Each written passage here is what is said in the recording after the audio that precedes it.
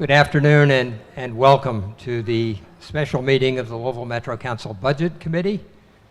Today is Monday, July 26th, and it is 6:01 p.m. I want to thank everybody for coming. This is the third of three public hearings on the American Rescue Act plan funding, local fiscal recovery funds. I want to recognize a couple of people in the audience before we start. Maddie Jones is with us here tonight. All right.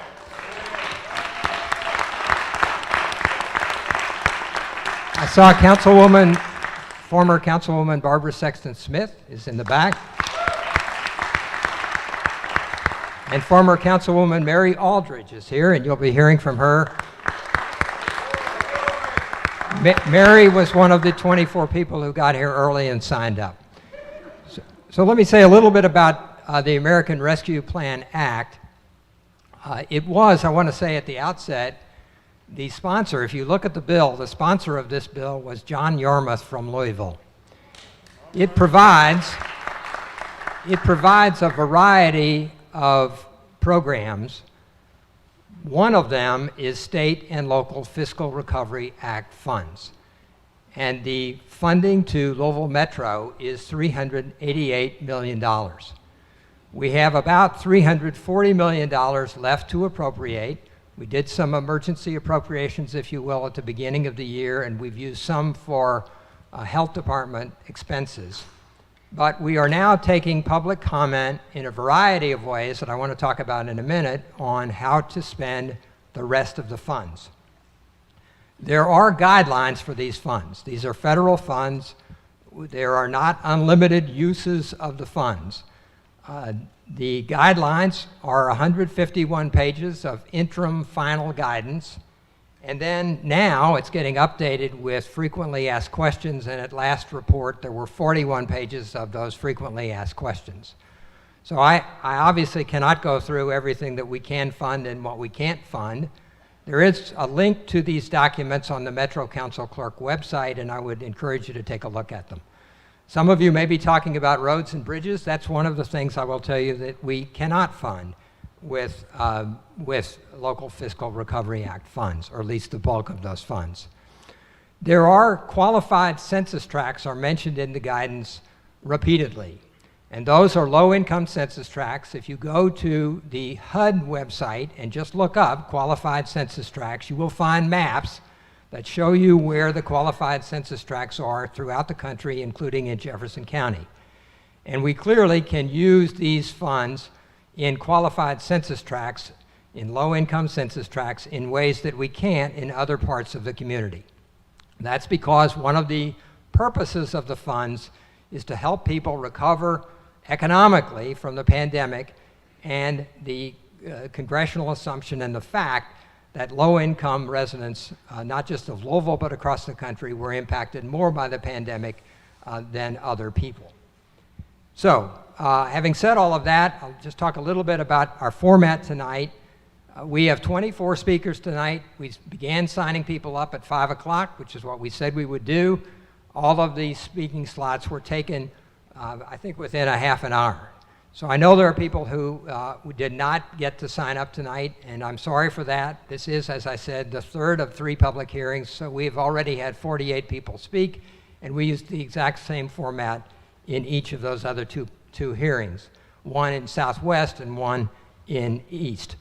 But if you did not get to speak tonight, you still have an opportunity to comment. If you will go to the Metro Council Clerk website, just put Metro Council Clerk in your search engine, you will see a form that you can sign up and make your comments.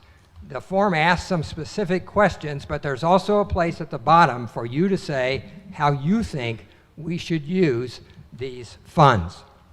I will tell you that we will be looking at all of those. It's going to take a little time.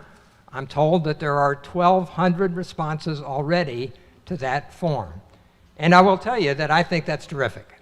We have just been ecstatic that we have had this kind of participation, not just tonight, but at the two other public hearings and at other ways that people are thinking about how to improve our community and how we can make the best use of these funds and hopefully make some transformative change in the community.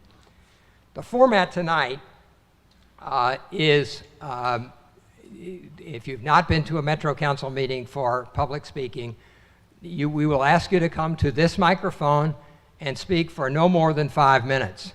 If you speak for less than 5 minutes, no one's going to complain about that, I promise you. There is a clock here which will click down. It will make a little chirping noise when you get to 5 minutes, and I really hope that you will stop speaking at that point if you haven't stopped already. I don't want to ask people to please stop. I'll do that if I have to, but please don't make me do that. So the other thing about the format is we will not be engaging with you tonight. We will not be answering questions. We will not be asking you questions. We will not be responding. This is really your chance to make your comments about these American Rescue Plan funds. Kentucky in Jefferson County. It's great to be here. On my right, I have the president of the Descendants of American Slaves Ministerial, James W. Elliott, Sr. And on my left, I have Vice President of the National Action Network, Louisville, Kentucky, State Chapter, Mr. Robert Martin. And yours truly, I'm also a twice elected official, County Commissioner, District C, also recently appointed 3 years ago, radio show. The reason I'm here today is due to my public fiduciary responsibility to the descendants of American slaves here in Louisville, Kentucky.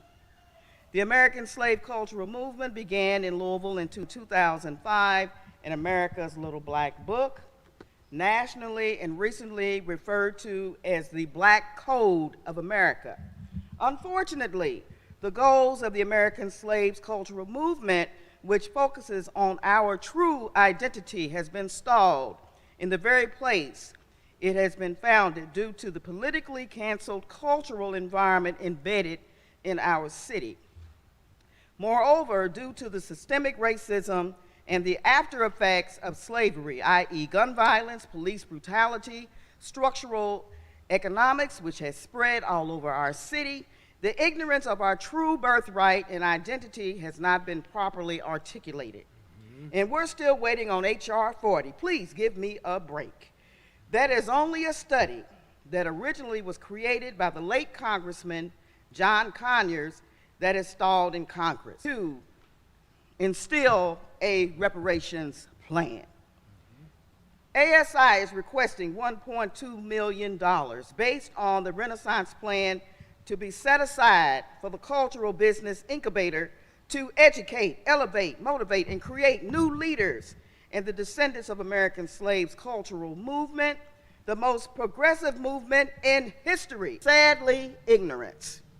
We're not asking for a handout, but a leg up. Do you hear me? Lastly, the good news is that the first inaugural American Slaves History Education Academy, better known as ASHE, was launched last October during the beginnings of the COVID-19 pandemic. I'm doing good on time. Another one is planned this fall. $1.2 million is just a drop in the bucket compared to what some of the wealthiest families in this city made off the backs of slaves in Louisville, Kentucky. It's time to... Thank you. Thank you for having me here tonight, and thank you to the community. I'm Abby Drain, President and CEO of 7 County Services and Bellwood and Brooklawn. I know you've heard from many folks about the impact of the COVID crisis on our community and our citizens. The needs to support the mental health needs of children and adults and families is greater than ever. I hope you will consider that impact on our community in the following areas: in mental health, in unhoused populations, and opioid decisions, or the opioid epidemic decisions. Kentucky already has the highest rate of child abuse and neglect in our nation, with Jefferson County having the highest rate in the state. In addition, Kentucky's youth generally fared worse off than the rest of the country in terms of behavioral health and mental health risk factors. Before the pandemic, 21% of our youth needed mental health support, and that's against the nation's 22% rate. I'm fearful of what we'll see in our children in the future. I estimate that this impact will last 5 to 10 years to come out of this and recover. Individuals and families with insecure housing is truly a pandemic within itself. However, transitional age youth face even more obstacles due to the pandemic. In December of 2020, 21% of our transitional age youth, ages 18 to 24, had little or no confidence in their ability to meet their rental and housing needs.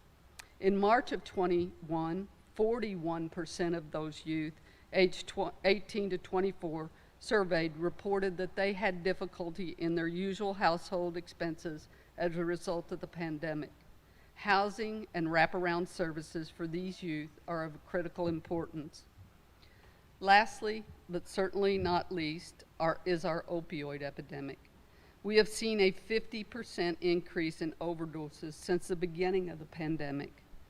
Our Family Recovery Court is a critical part of the continuum of addiction services provided by 7 County Services. In a few minutes, Jane Emke from the Jewish Council, National Council of Jewish Women is going to be reporting. She has more friends than me, so she's going to bring some people up here in a minute. But I have a personal story to share with you about one of our women here in Louisville that has 4 children, and she lost custody of those 4 children. You know, I come from a finance background for 25 years, and where we can help people and save money is where, you know, my heartbeat exists here. And she lost custody of those 4 children, and on average, it's $50,000 a year per child when they're taken out of their home and cared for in the state's custody. She felt like she'd never be able to have a clean and sober life and able to parent her children again. And after she returned, she agreed to enter into a more intensive treatment program. She acknowledged that without that support and encouragement of the Family Recovery Courts, she would have returned to using and not been able to get her children back. I can tell you that she now has her 4 children back. In addition, she's gotten a job for a nonprofit agency and works with people in recovery.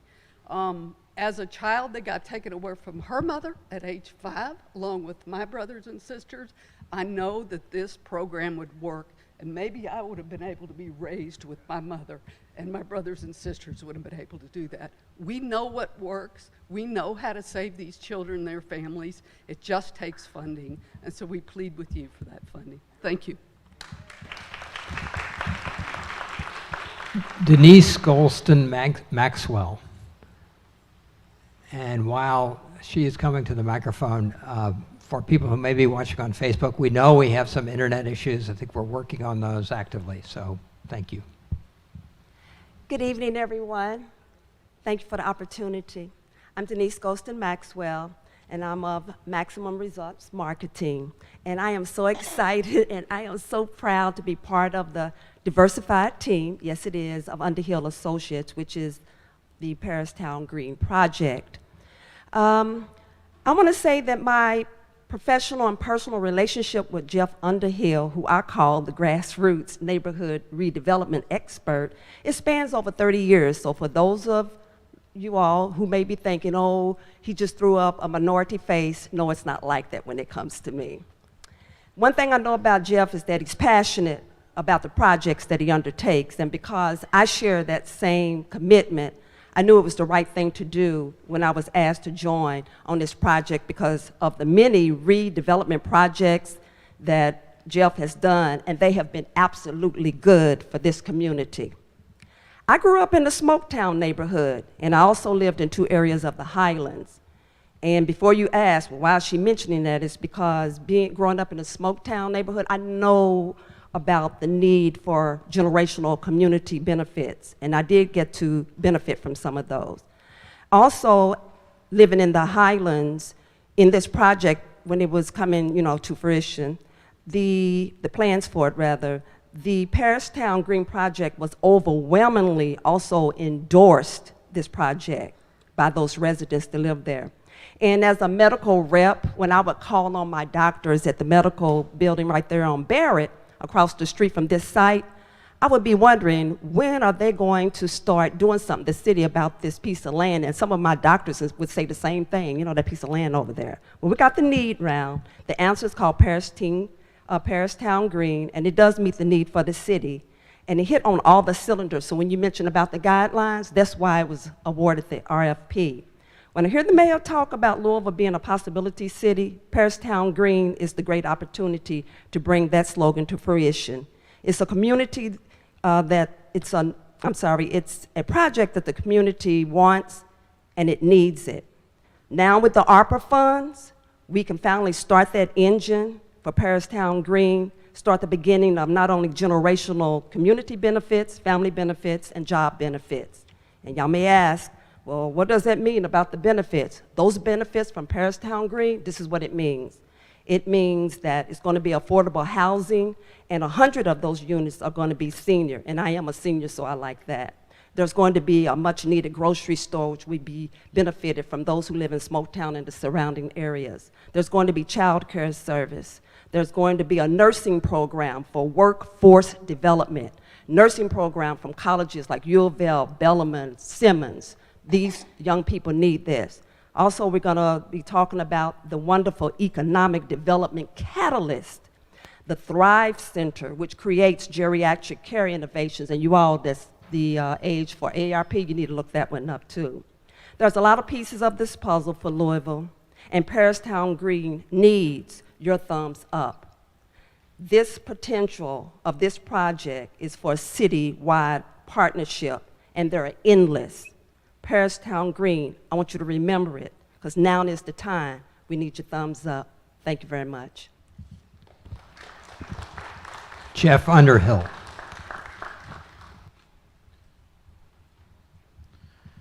I'm Jeff Underhill. My company's Underhill Associates.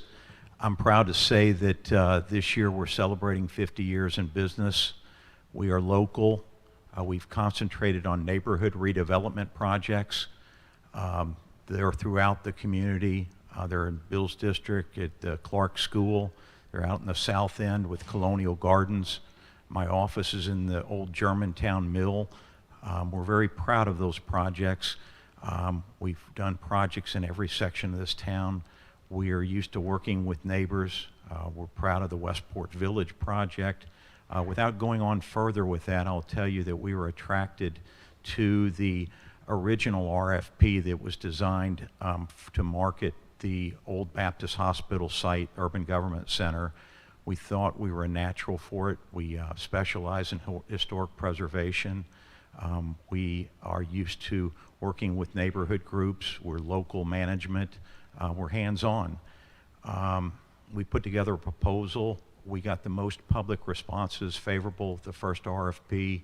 We weren't the chosen developer. When the second RFP was issued, we determined that we were going to use the good parts of our first proposal, and we're going to enhance it further. And we worked on enhancing our team to make it as diverse as possible and to make it a proposal that the city couldn't turn down. We felt passionate about it. We also, along the way, forged relationships with a number of neighborhood groups and with 3 primary nonprofits, Bellarmine, the Highland Community Ministries, and then later added the Thrive Center, which combined, we believe, can make this into a model community. We were selected by over 80% of the public respondents last fall. We were also selected by a wide margin with the Louisville Forward Selection Committee. That was last November. It's now July, and our proposal included bringing to the table over $45 million in private funding. It anticipated city participation for 13.7. The way we got there from our original proposal of 8.9 to 13.7 was that Louisville Ford indicated that we would need to pay for the environmental cleanup and for a bill owed by LMHA. That made it 13.7. Where we stand today is that no Metro funds have been committed to this project. We've been willing to partner with the city in ownership. We've been willing to spread it out over several years if that's necessary. We've been willing to look at various options for how to make this work and move forward. But unfortunately, this property sits stagnant today. And I apologize, I thought I'd turn this off. But anyway, here we are today, and many people are frustrated over this blighted property. We have what we believe is, without a doubt, something that's been thoroughly vetted. The public's weighed in on it. It has numerous public benefits to it. It would preserve these historic buildings, preserve the campus setting, and bring in a number of users that are already determined that can quickly populate this site and make it a transformational site and improve the surrounding neighborhoods around it. So candidly, when we were picked last November, no one had ever heard of ARP funds. So today we sit here and we have the benefit of $340 million to figure out. There's so many needs in our community. This one, I'll simply say, if this isn't chosen, then you have to ask the question, what do you do with the site next? Because the $45 million that's pledged, that will end up going away. All of those that are pledged to be part of it, that will go away. They'll look for other opportunities elsewhere. This site will languish longer. It'll have more public expense. It'll be great opportunity expense if this doesn't move forward. So I simply ask you, not for myself, but for the community, that Metro Council ultimately has the say on budgets, ultimately has the say on public property. So it's time to do something. This has been long debated. I think the people have spoken. I hope you all will support the funding of this project. Thank you. Vicki Davidson.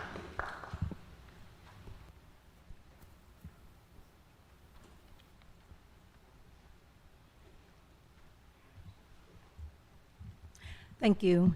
I'm Vicki Davidson, and I'm actually just a concerned citizen of the Louisville, Kentucky area, and also a volunteer at the Eastern Cemetery.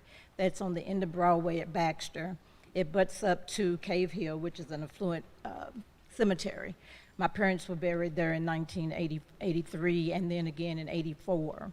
And this property was apparently purchased in 1844 to be used as a cemetery. And it was misused, as far as I know, very early. It came out in the public around 1989 or so. And that was about 4 or 5 years after my parents were buried there, and we trusted them to be in a place that we would be proud of, in a place that they would be proud of. But unfortunately, it has been misused and abused. It has about 28 to 30 acres of land, which is about 16,000 graves, I believe, and there's about 130,000 people actually buried there. So that means that there are people buried on top of people that are 5, 6, 7 people deep. So there is a group called Friends of Eastern Cemetery, and I was hoping that someone would be here today, that actually has been doing the best that they can to take care of it. And they always are out trying to get volunteers to help take care of that property. They have asked on several occasions to get help from the city, and no one wants to touch it. So it grows up. It's a sore spot. It's a beautiful area of the city, and it's a shame that someone has not taken responsibility to take care of that property. I got involved in it a few years ago. My husband and I and some of my family members would go there to take care of the area where my parents were. And on several occasions, people come there just looking for their loved ones, and they can't find them. And not only are there a lot of famous black people in that cemetery, there are veterans there. The gravesite is totally covered from the leaves and the just stuff that grows up that are covered, that the Friends of Eastern Cemetery and some of their other volunteers goes there and tries to dig up just so that we can honor them. And there are doctors there, there are lawyers there. I think it was the first police woman that's buried there that was killed in the line of duty. And it's just a shame that we cannot honor them better than that as a city. And so not only is Eastern Cemetery an abandoned cemetery, there are more than one.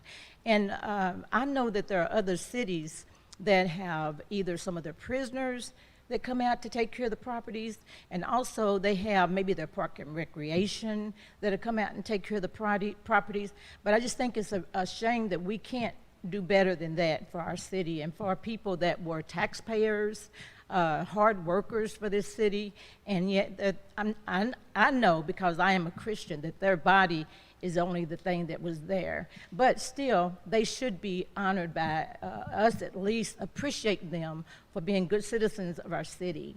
So just on behalf of the Friends of Eastern Cemetery and me as a volunteer, and as I mentioned, my family got involved a few years ago, and we would go every other Saturday during the spring, summer, and fall months. And we did that with our own equipment, tearing it up and tearing us up there, just working as hard as we could to try to keep it nice. And there were so many people that would come up there and be so grateful that someone was cleaning it up and that they could at least, you know, have a place that they could look for their family. So I just think it's so important that we do that. And then I was going to also mention that there have been people that have donated equipment to the Friends of Eastern Cemetery, and they do their own maintenance on it. I think they purchase their own gas and all that, but they shouldn't really have to do that when we have a city, especially right now, that has the money available to take care of them. So I'm just pleading with you, and I'm just asking, just like I said, as a concerned citizen, that someone would really take that into account and would be generous enough to help with that. If anybody's interested in listening or looking at any of the information about the cemetery, it is a documentary on Netflix, and it's called Facing East. Thank you so much. Thank you. Jackie Floyd.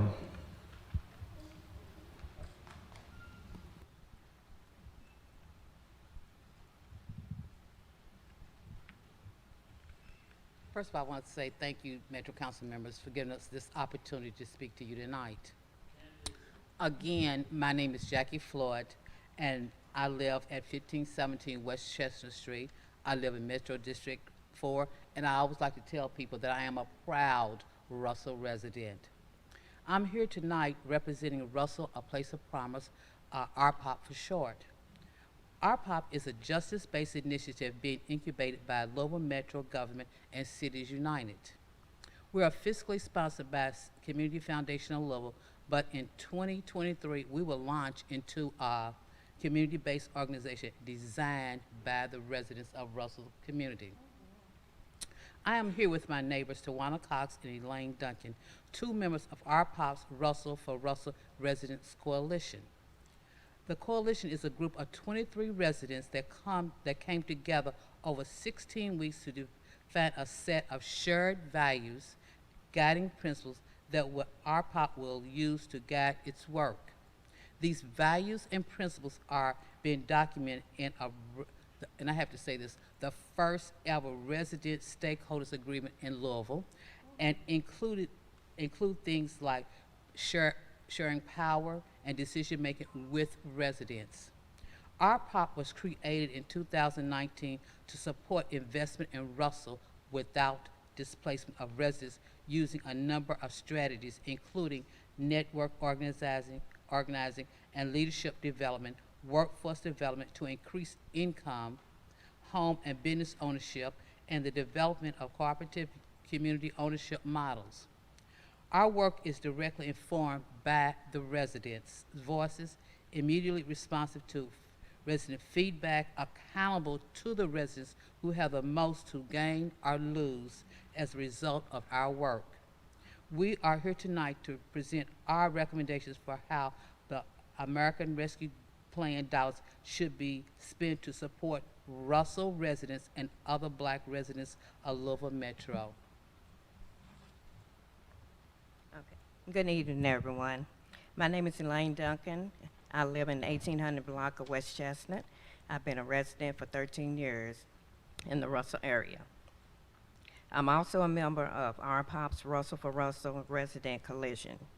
I want to thank the council for creating space for residents like me to share our thoughts on how ARP dollars should be used. I want to focus my remarks on support for tenants and homeowners.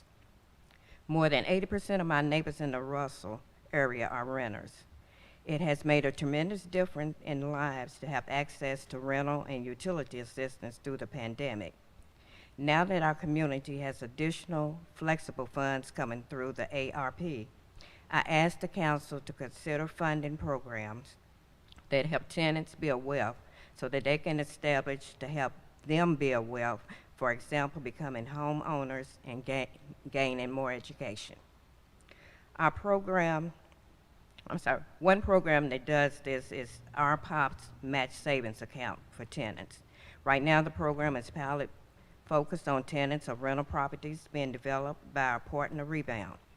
But we would like to grow the program to reach more Russell renters.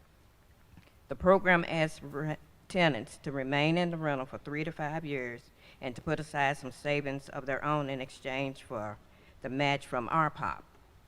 Additional program elements are being built with partners to leadership development skills, job training, and transportation. Many existing resources have been focused on helping people to pay their rent and utilities. By another way the council can support me and my neighbors is by creating resources to support existing homeowners. Only around 18% of my neighbors own their homes. Many of them struggled during the pandemic to address property issues such as painting, roof repairs and replacement, plumbing, and electrical needs.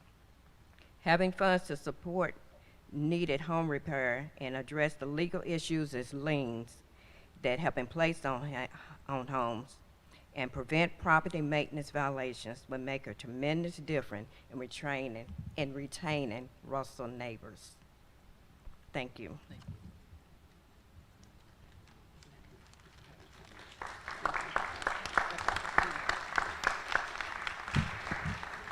Thank you. Kimberly Moore.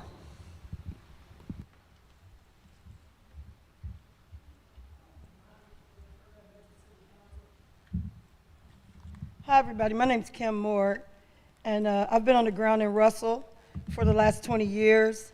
You know, in light of everything that's going on in the city, you know, I'm glad to see this many people out. So I've been in recovery for the last 23 years. Who better to work with young people that are in trouble in this city than people who have been in trouble, been there and done that. And so we literally meet them where they are. So I gave you a plan for Joshua Community Connectors, which is a nonprofit in the Russell neighborhood, and we're getting ready to celebrate 2 years. We're funded through the Keenan Foundation. So I'm an original reimage case manager working with 16 to 24-year-olds. And what made me step away from Metro government and do this program is a kid got out of prison who was 26, and there was no services for him. And so if I have an 18-year-old who goes to prison and gets out when he's 26, I really have a 26-year-old, 18-year-old who's never accessed any services in the city, and there's no money to help them. So that's the reason we formed what we funded. I'm part of the Gun Violence Initiative with Metro. I've been at the table ever since day one with the Gun Violence Initiative with the people out of New York. I literally put my life on the line every day coming to do this work because, as you know, working with this population is very, very dangerous. And so I put my life on the line every day because in 1998, somebody put their life on the line for me. And somebody believed in me. And so we have to start to believe in our young people. I challenge everybody in this room, when you see a young boy and he's angry, don't tell him don't be mad. You don't know what his circumstances are, and maybe you don't know why he's mad, and maybe he has a legitimate reason to be angry. So we really have to embrace our young people and really let them know that we care. You know, people don't care how much you know till they know how much you care. Let me say it again. People don't care how much you know until they know how much you care. So I really feel like this area has been neglected for decades. We have an opportunity to bring some money in the West End to do some stuff around young people. The city was gracious. Lisa Osaka gave us 20 Section 8 vouchers. We have people with gun charges, convicted felons, living in Section 8 housing. But in order to access the Section 8 housing, they have to address their mental health. And so when the Keenans decided to fund me, they told me to form a nonprofit or find somebody that I could partner with. So I partnered with Joshua Tabernacle Missionary Baptist Church on 15th Street with Pastor Snarton, and they really, supported the work, supported everything that we're doing. One of the things I want to say is we have to come together and we have to work together. We can't tell these young people to get along with each other and do the right thing when we got business leaders and stuff who don't want to work together and don't want to get along and don't want to do the right thing. So, I could tell little Johnny to put the gun down and to be able to work with somebody from another neighborhood. People in power need to work with people from other neighborhoods, and so, and I just really want to close by saying it's a lot going on in this city. And when you look at the mental health, everybody who is young has trauma. And so I got my own therapist because I got trauma working with this population. So when 5 kids, get killed in 3 days, you got your own trauma. And so we have to normalize mental health and let young people know that it's really okay to get a therapist. Because I'm really quite all right having a therapist, and everybody in this room can know I got one. So I'm really grateful, to be able to do this work. So I'll say this, I come from this area. I went to California about 4 or 5 years ago, and it was about going back to the neighborhood that you did the most harm in to do the work. I was a drug addict on the ground going to jail in the Russell neighborhood. Now my office is at 2120, and I'm on the ground trying to change the Russell neighborhood in the same area that I did drugs in. And so one of the things I'll tell you is, a lot of people don't want to see the city change. If the city changes, a lot of people become irrelevant. I wish I didn't have a job. I wish I didn't work in violence. I would be willing to go do something else if this could stop. But we have to look at what's really happening. And so when you sit down I do custom notifications with LMPD where we make hands-on contact with the homicide victim's family and sometimes even the shooters. So, I ain't bulletproof. I ain't got no bulletproof vest. But I take a chance on people because somebody took a chance on me. My son hates this work because he thinks I'm going to get hurt doing this work. But if I die doing what I love, my mission's accomplished. And one of the things I'll tell you, we got a grant from the Keenan Foundation, and they believed in the work, and I've never received $1 from Metro government. But I was a firm believer that when I got on the ground to do this work, when you do what you love, the money will always follow.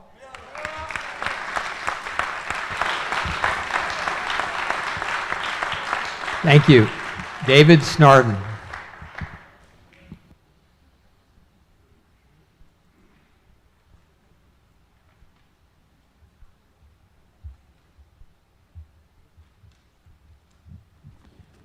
Greetings, everyone.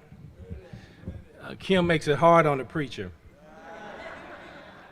Greetings to you all here. Glad that you all brought this conversation down in our community. My name is David Snarton. I'm president of the Interdenominational Ministerial Coalition. I'm pastor at Joshua Tabernacle Baptist Church. That's in the Russell neighborhood. As you heard Kim say, I'm chairman of the Joshua Community Connectors that's working in Russell. I'm also a resident of Chickasaw neighborhood. So glad to be able to speak to you today. The COVID pandemic has contributed negatively, has impacted negatively to the minorities in this community, thereby increasing our hardship. Minorities continually have to struggle with these hardships for generations, but now our problem seems so extreme that we can no longer ignore it, from education to housing to economic justice, and the list goes on and on and on. Thankfully, the federal government is addressing these negative effects by prioritizing funds to lessen the inequalities that has taken place in our communities. Without question, money should be used to address the homeless situation that our city is facing, because it has now turned into a public health safety issue. There needs to be housing developed specifically for those experiencing homelessness. Along with housing, the need for mental health should be of the utmost priority, not just for those experiencing homelessness, but also for those who are dealing with the violence plaguing our city. In fact, addressing mental health should be built into the fabric of this city in light of the communal trauma that we all faced either directly or indirectly to COVID. Housing in general is needed to help keep rent down and to help buyers seek to purchase homes as well. Another priority for the funds for that's coming from the federal government is to help address education in our public school system. Due to COVID, many of our children are lagging behind in school and falling through the cracks of life. The money could be used to help those grassroots organizations, including churches, build out their capacity to reach and teach the children in their communities as supplemental to their curriculum they have in school, including laptops, computers, internet services, monitors, enrichment classes that aid in the learning environment, and that's just to name a few. Which leads me to my next point, which I believe is really the most important point. And as you heard Kim say, we have not received any money from the city. Just a little bit of money has trickled in within the city. Most of our money has had to come from without the city. And it's a shame that smaller organizations have to go outside the city and be respected more from the outside than the people that we're serving and the city that we're serving from within.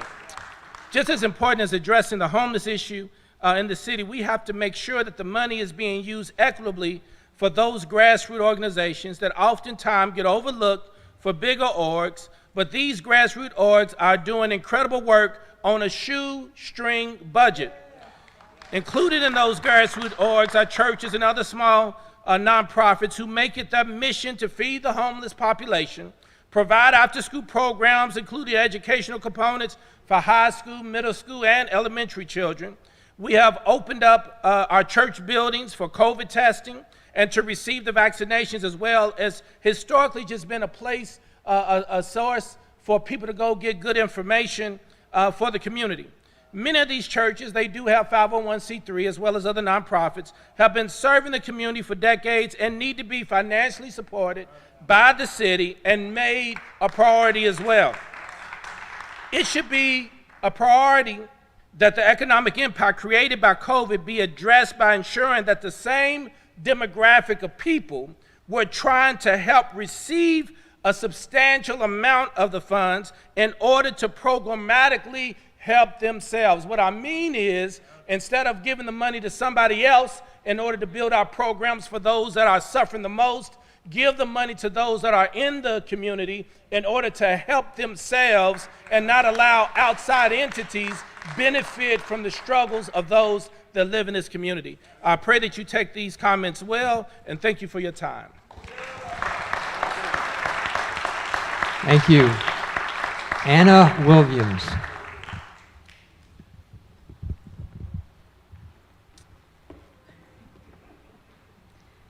Good evening, everyone. So I'm excited because I hear so many comments about mental health. As a mental health therapist, it excites me, especially being here in the West End, and it's so stigmatized for Black people to reach out and get the healing that they deserve. I share this to also say there's been an uptake in people reaching out for support, but it's not accessible to everyone. Everyone does not have insurance, and everyone cannot afford to reach out for mental health. I want to talk about sustainability, and so while we want to provide people with housing, while we want to provide people with resources, if our mind is not in a good place where we can receive that and also sustain that, we are going to see people continue to be pushed throughout the system, coming in and out of the system. I want to also highlight that our first environment is the womb. Stress and generational trauma can be passed through to the fetus. So we wonder about children's social and emotional, but we don't take the time to invest in parents and caregivers' mental well-being. Primarily women who carry the babies and potentially expose them to conditions before they even enter this world. Black women have higher rates of maternal mortality. They're 3 to 4 times more likely to die of childbirth. I have women come to me that are Black that are anxious about giving birth and trying to figure out, when I show up at the hospital, would I make it out when I leave the hospital? Will my baby make it out when we leave? Black infants have higher rates of infant mortality. In fact, we have a program called Healthy Start to combat these numbers, in particular zip codes, which impacts marginalized groups, predominantly the Black community. 1 in 4 mothers will develop postpartum depression, meaning Black moms suffer in silence due to numerous factors like awareness and support that's not being provided. Rates of postpartum depression in new and expectant moms have doubled during COVID, with Black moms at 2 to 3 times higher risk, but nearly 2 times less likely to receive mental health treatment. This work is mandatory, it's not optional, and it's my hope that it will resonate with you that we must talk about intersectionality, so race, gender, and class. How does that keep showing up in certain communities? We have to break it down on the level of actually what's happening here in Louisville. And so know that when we talk about what's at the core, these social determinants, these disparities, is happening due to that race, gender, and class. Investment in mental health can assist in healing, but also empowering individuals so they can show up in the community. Trauma harms the brain, and I can bet that each of us sitting in this room have been impacted by harm. And so I propose funding primarily in maternal mental health, as it is a vital part of birth outcomes in early childhood. You won't see the consistent positive outcomes without investment in the mothers. Individuals cannot make healthy choices when their brain is in survival mode. They cannot process and also will continue to show up in workspaces, in their family systems, based off of the harm they receive and then cause harm to other people. We have to consider the murder of Breonna Taylor, racial injustice, systematic oppression in healthcare, historical trauma, increase in violence, and disruption in our learning with our children. How can we expect parents to carry that alone and show up for their children when space is not provided? Screening. We don't do enough screening for individuals for depression. Postpartum can last up until baby's first year of birth. Oftentimes, mothers are continuing to go through, they haven't been screened, they haven't got their resources. Then we see little Johnny show up in early childhood, and we're seeing all of these behavior outcomes, but we haven't taken the time to ask mom, what was your birth like? How did that domestic violent relationship impact you? How did the lack of housing impact you? She was carrying that all in her wound, and the baby was feeling that too. I'll close with Congress has proposed the Momnibus Act, and that supports 12 legislative bills that respond to maternal health crisis. It's time for Louisville to step up as well and support the whole family by also pouring into moms and the parents. So let's be preventative and ahead of time to ensure that moms and babies have the support that they need, because later on we're going to see the impact of COVID and what we've been experiencing here on the city level. Thank you. Thank you. Joanne Orr.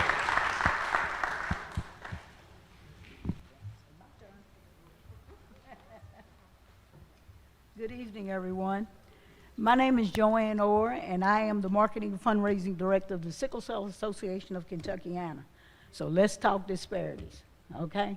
Sickle cell, the oldest genetic disease known to man. Sickle cell disease came here with slavery over 400 years ago, and it affects primarily African Americans. 1 in every 13 African American is born with a sickle cell trait. 1 in every 365 is born with sickle cell disease. Sickle cell disease is a blood disorder that causes the round red blood cells to change to the shape of a sickle. In that state, the sickled cells clot in the arteries and joints of its victim and cuts off the oxygen to all major arteries and all major organs of the body. They cause strokes is the main thing that we see in our children, are sickle cell strokes, mainly because they also clot in the brain. That causes frequent transfusions, long hospital stays, and stunts the growth of its victims. The pain is excruciating. This is a lifelong condition, and there is no cure for sickle cell. The Sickle Cell Association of Kentuckiana is the only 501c3 nonprofit in the state of Kentucky, supporting patients' families who live with this disease every day. The association provides financial support such as rent, food, utility payments, co-pays for medications, medical equipment, transportation to and from hospital stays and appointments, and funeral expenses. Sickle cell is not an insurable disease. We provide scholarships for our children going into college for their start their secondary educations. We educate the community on the disease while working with representatives of our legislators on matters concerning sickle cell in this community. We stay informed on new drugs, treatments, trials, and can be helpful for our patients and families. We are the voice of advocacy for sickle cell in the state of Kentucky. I am here tonight to ask for your help to keep our doors open for the forgotten members of this community. 90% of our patients live below the poverty line, and 80% require medical assistance from the state. The association receives no local, state, or federal funding. We are not supported by the major organizations in this city. United Way, Crusade for Children, no one, okay? I pound the pavement a lot, y'all. These families are citizens, taxpayers, but their children and loved ones are left to fend for themselves under almost impossible odds, okay? We still live in a country when sickle cell, the state of Kentucky, has a 17-year lifespan for its children. That's unacceptable. It's unacceptable. It's sad to say, but there is nowhere for the sickle cell patients in the state of Kentucky to go if we have to close our doors. For the moment, we're it, and we've been it for 20 years. We're asking that you consider a grant or whatever. We're asking for $100,000 to offset the amount of losses we've had in the last 2 years. We've not been able to hold any type of fundraisers. So we're pretty much just out here living from hand to hand, and in some cases out of our own pockets, to keep our patients where they need to be. With all of the improvement, financial opportunities, new businesses, investments, and all the things that are being made right in the West End, it is our hope that you will invest in the Sickle Cell Association and allow us to continue to support the needs of the African Americans in this community that depend on us for their medical support. Please, think about our children. And we have 300 plus in this area. I'm not talking about the rest of Kentucky. I'm talking right here around us, suffering from sickle cell. COVID is not even begin to be over for us. We still have to isolate. That's the word we have to use. Our children and those suffering from sickle cell, they cannot mix with the general public. Just keep us in your heart and your prayers. Right now, we just need some help. Thank you. Thank you. Judy Lipman. I also want to recognize, I've noticed or recognized a couple of former members. I see Steve Magre in the back. Steve is a former member of the Board of Aldermen and a Metro Council member. Ms. Lipman. Thank you. My name is Judy Lipman, and I'm a member of Friends of the Parkland Library. I want to first of all say thanks to the Budget Committee for holding these hearings. It's so important that you all who have control over these $340 million from the American Rescue Plan hear the enormous needs that are coming out tonight in our community, from our community, and the prior two times. And also to thank everybody here today who I'm learning so much from about the needs that exist that I was not aware of in different organizations and underserved and unserved populations. But specifically, I'm here today to advocate for the Parkland Library, because libraries change lives. All of our libraries change lives. I want to first thank Metro Council Budget Committee for leading the allocation of $500,000 that was given to the Parkland Library toward its reopening. The branch, as some of you may know, has been closed for 35 years, leaving this impoverished, neglected, primarily black Parkland community with no easy access to all of the needed services that our libraries and staff provide. Other branches, and this is, I recognize our libraries struggle. We don't have a library tax to fund operation of libraries. Nonetheless, other branches have been restored, expanded, built, and indeed a few others closed. But Parkland has had no easy access to a library for 35 years, with no known plans until now to rectify this with the $500,000 that you all have directed. Generations of residents in Parkland have never experienced the welcoming benefits of a library, don't know how its resources can change their lives, and how it can help cut into the injustice of their poverty. To me, this has been a part of our community's racial and social divide.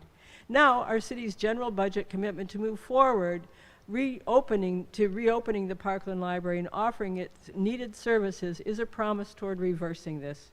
This action will take the current police office out of the Carnegie Building and reinstall the Free Public Library, a pillar of safety, inclusion, and democracy. While the newly committed funds are a great move toward reopening the library, they're definitely not enough. Hopefully, the library, the mayor's office, or those others in charge will soon learn how much more funding is realistically needed and make this be known. Already, it's evident that funds from the American Rescue Plan can help enormously. Parkland and the pandemic and the American Rescue Plan funds to help communities recover topic. Because of the COVID pandemic, low-income neighborhoods, as we've heard today again, and populations, including Parkland, have been particularly negatively impacted, though they're not the only ones.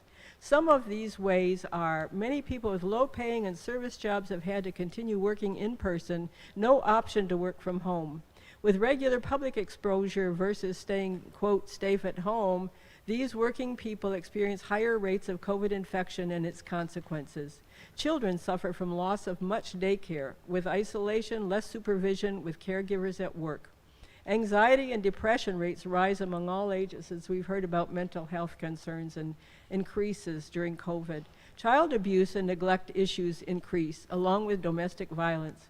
Students of all ages fall farther behind because of lack of adequate technology and/or supervision for non-traditional instruction. Funds from the American Rescue Plan can provide major help to the Parkland Library and its community in two specific ways. Number one, correct the digital divide. Parkland is a community with great need for access to computers and the internet. Not having this access is a major barrier to social, economic, and educational equity and well-being. Rescue Plan funds are specifically available to correct this digital divide. The Parkland Library can be a free, equal resource for everyone for access to computers, the internet, and training on its usage. Number two, build infrastructure. The Parkland Library will provide a much-needed free, safe, shared physical space for people of all ages and backgrounds to meet and interact, to build community and relationships, to obtain needed services, to attend classes, to share interests and information. This applies to everyone, regardless of housing circumstances. Opening the library, providing services and assistance from our skilled library staff will provide Parkland residents a place to access computers and the internet with classes on uses, a place for workers to research jobs, new learning opportunities, assistance with job hunting, a place for children's services, for stimulating curiosity and discovery, excitement about learning, early literacy skills, getting ready for school, a place where teens can spend time after school on weekends in the summer, a place with welcoming librarians, maybe even a 3D printer, a recording studio, a makerspace, a community hub. Please commit American Rescue Plans to benefit the people of Parkland through its library. Thank you. Thank you. Daniel Johnson is the next speaker. A couple of announcements. There is a gray Camaro in the church parking lot, which is blocking another car. The gray Camaro needs to be moved. Also wanted to recognize a couple other people in the audience, Margaret Handmaker and Keith Talley and Ken Hillebrand, Wanda Mitchell-Smith, also from the mayor's office, who are working also on the allocation of the American Rescue Plan funds. Mr. Johnson. My name is Daniel Johnson, and I proudly represent the hardworking women and men in Metro Corrections. We are tasked with one of the most difficult jobs in Metro government. We are required to provide safety and security to the most challenging members of the community. Many of those have been deemed dangerous to the public. During the pandemic, 217 staff members at Metro Corrections has contracted the COVID-19 virus. 217 people. Metro government, just for Metro Corrections alone, took that virus on to keep government operations going. Many members have taken it home to their families, We have husbands and wives who both work at Metro Corrections test positive, and they had to quarantine from their children. We've had members in the ICU on ventilators, strapped to tables upside down. We even had one given a blood transfusion with antibodies as a last-ditch life-saving measure. We had members with high-risk children who they actually stayed in hotels instead of going home so they didn't risk taking COVID home to their family. Meanwhile, unemployment was given $600 a week, now $400 a week bonus to stay home where it's safe. Teachers given $5,000 stipend because they had to work from home and adapt to the virtual environment where it's safe. Where are the bonuses and appreciations for those who are going into danger? For these reasons, our staff numbers continue to dwindle while the inmate population grows.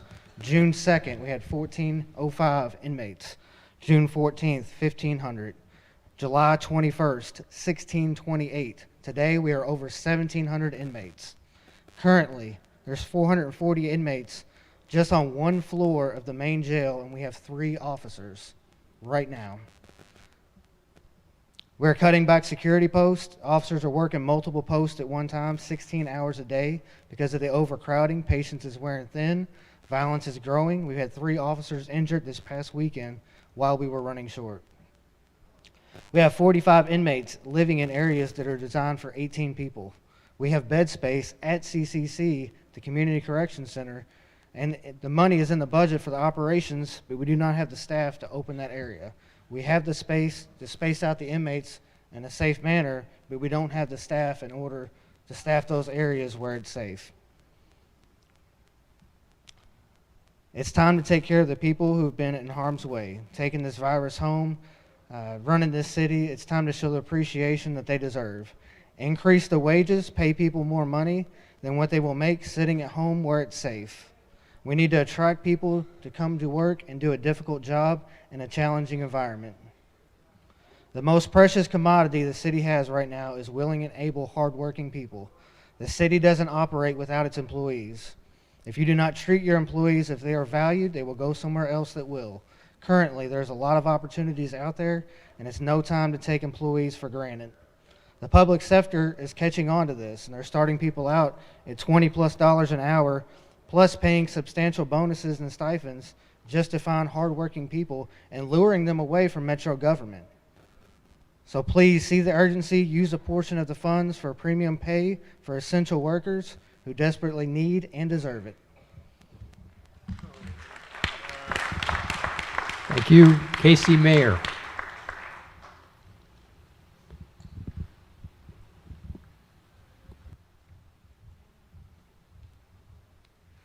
I am Casey Mayer with the Waterfront Botanical Gardens in Louisville. We are a nonprofit organization building a botanical garden on a 23-acre former dump site on River Road in Metro Council District 9, Bill Hollander's district. This facility is open now. 5 acres of the 23 acres is open. We provide educational opportunities for kids. We've had over 100 kids from all over the city this summer in camps. We have an event center, classroom, and we're continuing to build. Our next phase will be a Japanese garden at the Botanical Gardens, and the reason that's important is because it'll be a huge tourism draw for Louisville. It'll help with economic development and tourism, bringing people from all over the country to see our new Japanese garden, so bringing them to Louisville, which impacts us and our jobs and our quality of life here in Louisville. As we've built on top of this 40-foot dump, we've had lots of challenges. And over the past year, we've noticed the storm runoff has started to undermine the dump that's underneath the road. And we need to install pipe and catch basins and help with the runoff. The site actually sits in the Ohio Street dump, but it is in the Ohio River floodplain as well as the Beargrass Creek floodplain. So we sit in an area that floods very easily. So we need to put in this additional structure underneath the road, the current road, so that we can manage that runoff as well as the water seeping into the landfill. So as we continue to build the gardens, we are fundraising, and most of the money that we've raised to build what we have so far is private money. So most of it is individuals who support our project, but at this time we are asking Metro Council for $250,000 to improve the storm piping and structures underneath the road, which will also add additional space for us to add a sidewalk up the driveway off of the new Frankfurt Avenue sidewalk so that people can visit the gardens by foot and by bicycle. So our request is $250,000 for drainage support. Thank you. Thank you. I want to recognize Senator Morgan McGarvey, who has joined us, and who I think is one of the next speakers, and Jane Emke is the speaker. I believe she's going to share her time. I'm going to share my time with Morgan. My name is Jane Emke, and thank you so much for having these public hearings. I'm a volunteer with the National Council of Jewish Women, and about 5 years ago, the Jefferson County Courts asked a group of volunteers to go and do court watch to see what was happening in the abused and neglect docket. And what they found out, these 40 volunteers were there for about 6 weeks, what they found out was about 85% of everybody coming to the courts, that came to the attention of the courts for abuse and neglect, drugs were involved. And these people were losing custody of their kids without getting counseling, without getting help. And so the National Council of Jewish Women put out a white paper saying we really need to open a new drug court. There had been one in 2010, but it lost funding. Well, nobody came forward to help us with that. And so my husband's boss of 25 years, who just died a week ago, David Hopp, and I joined forces to raise the money to open a 3-year pilot program of Jefferson Family Recovery Court. And we put our hand out to 900 people. I think Bill Hollander was one of the donors. We took him to lunch, and he was so nice to do it. About 900 people shelled out about $600,000 for a 3-year pilot program. We have funding in private funds until January, but in January the money's going to run out. Because of COVID or who knows, the number of people dying of overdose in our community has almost doubled. It's horrible. It's over 2,000 people in Kentucky have died. 100% of the people in recovery court are suffering from drug and alcohol abuse. Let me be very specific about some of the counseling. The National Council of Jewish Women took all the donations and we gave it to the Community Foundation, and they have contracted with 7 counties to give counseling to every single one of these people and to help them with housing and help them with jobs. So far, we have helped 18 different families, and 48 kids have been returned to their parents. Every one of these parents had lost custody of their children. And I'm going to give you a copy of this. Was the front page of the paper last week. And I'm going to ask Bill to have Kyle.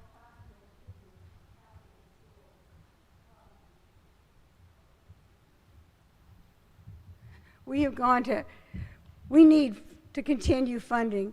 The total budget for 3 years is $600,000, and we're asking you to use some of the COVID recovery money for this. So we can put mothers, and it's mostly mothers, back with their children. About 60% of the mothers, and a few fathers too, they found out their backgrounds. About 60% suffered sexual abuse in their homes that they were growing up with. Every one of these people have kids.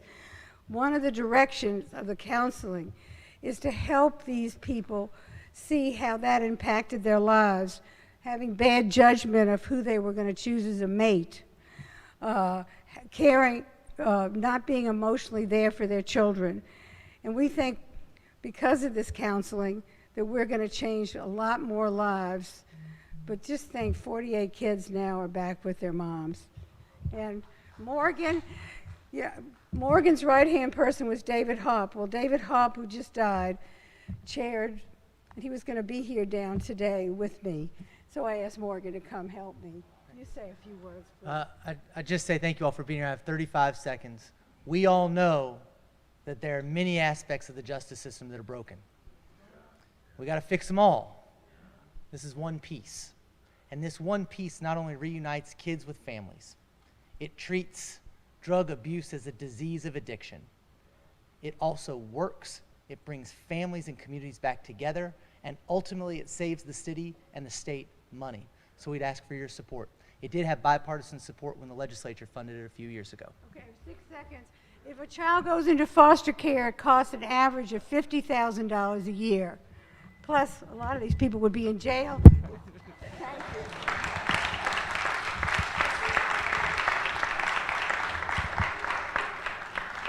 Thank you both. Melantha Williams.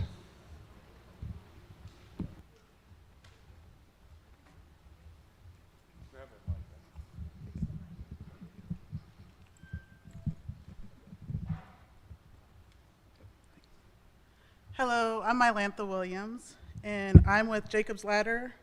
We're a volunteer nonprofit organization that goes out to the streets and provide food. We provide resources, supplies, and basically community. We're trying to be that person that somebody can lean on when they take that next step to make a change in their life or meet whatever goals they want to meet. I also work at a school by day, or I have a couple weeks till I go back. And I volunteer my time with the homeless community members. I see and have experienced a lack of resources and affordable housing options for folks. There are many volunteer outreach organizations who work with the homeless and low-income community here in Louisville. They put a lot of time in. They have done what they can and understand what is needed to keep families off the streets and houseless individuals alive through the next steps. Those next steps are slow and with many unnecessary roadblocks. Working in a school, I see families and kids moving from school to school because there's not enough housing options and our safe emergency housing while they wait for opportunity for low-income housing to become available, if it ever happens. I've watched individuals and families get turned away from emergency housing due to availability, and it's disheartening to refer folks to known resources with no resolve. Then when given an opportunity for a roof over their head, they're exposed to more stress with little help with resources to move up. Folks living on the street are living in constant trauma without having a place to lay their head, but are expected to set their mental health aside to make leaps and bounds in their transition. They're expected to make decisions that are at times stressful for some of us who have the basic needs met. Imagine the last time you had to look for a rental. You had to do this while you had a safe place to stay, you had food, you had clothing, and you were able to work on your mental health. I know I had to reach out to someone I knew who knew somebody who could help me out when I was looking for a place to stay. And that was with a job and a roof over my head. I want to stress the need for funds to be allocated into organizations willing to follow Housing First model by meeting basic needs while implementing support such as mental health, medical, recovery, and other resources needed to meet goals of those they serve. We need to move away from places that lack supports and put people back in situations that continue the trauma on not having a house. Puts them back into situations that make it difficult to focus on finding a job, work on mental health, work on illnesses that had adversely affected their lives. I would like to repeat what has been asked many times before. We need affordable housing, safe, supportive, emergency housing for folks who are in the homeless community members, to work on their needs while waiting for permanent housing. Strength and supports needed to help folks get to the next steps and meet their goals. Put in place people who are trauma-informed and able to work with folks who can't work through their processes in the middle of difficult times in their life. Part of doing outreach, a lot of our volunteers will go and help folks, seek medical care or look for housing and things like that. And it's frustrating when you have all these things on your back already and you still have to turn around and try to work through systems that are aggravating to some of us who already have what we need. So we need to make sure that those supports are there. There's nothing more disheartening than experiencing the process of utilizing a voucher because folks aren't willing to accept them or the system of approval takes so long. And that's a lifetime on the streets waiting for approval or waiting for somebody to call you back that hasn't called you back in multiple weeks. We need to meet the goals by using examples that are already happening across the US. One of the places that I looked to was Austin, Texas, where they have supportive housing. They have a community first, where folks can come in, have a place to stay, and work on what they need. And we need more space for folks who are homeless and who are needing to take the next step, and maybe not as willing yet to be able to have a safe place to do so and work through those things and have the supports that they need. Made it short and sweet. Thank you. Thank you. Neil Robertson. I also wanted to recognize in the audience Reverend Charles Elliott is with us tonight.